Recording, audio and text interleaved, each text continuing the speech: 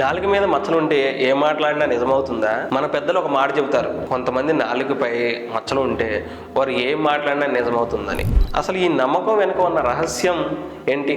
ఆ ప్రత్యేక శక్తి ఎలా వస్తుందో ఇప్పుడు చూద్దాం.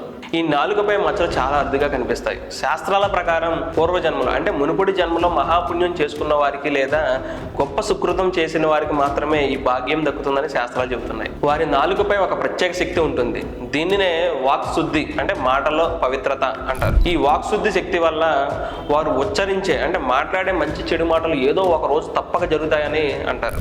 అందుకే వారు ఆశీర్వచనం అంటే శుభాశిస్సులు ఇస్తే అది తప్పకుండా జరుగుతుందని భక్తులు నమ్ముతారు. ఈ గొప్ప శక్తి ఉన్నవారు తప్పకుండా సత్ప్రవర్తన అంటే మంచి ప్రవర్తన కలిగి ఉండాలి. వారు కఠిన నియమాలను పాటించాలి. విచక్షణ లేకుండా అంటే ఆలోచించకుండా మాట్లాడకూడదు. ఆలోచించి కేవలం మంచి మాటలు మాత్రమే పలకాలి. అది వారికి కూడా మిగతా వాళ్ళకి కూడా శ్రేయస్కరం. ఈ విశేషమైన విషయం మీకు నచ్చితే ఈ నియమాలను అందరికీ చెప్పండి. అలానే వీడియోని లైక్ చేయండి, షేర్ చేయండి. మరిన్ని ఇంట్రెస్టింగ్ వీడియోస్ కోసం ఛానల్ సబ్స్క్రైబ్ చేసుకోండి.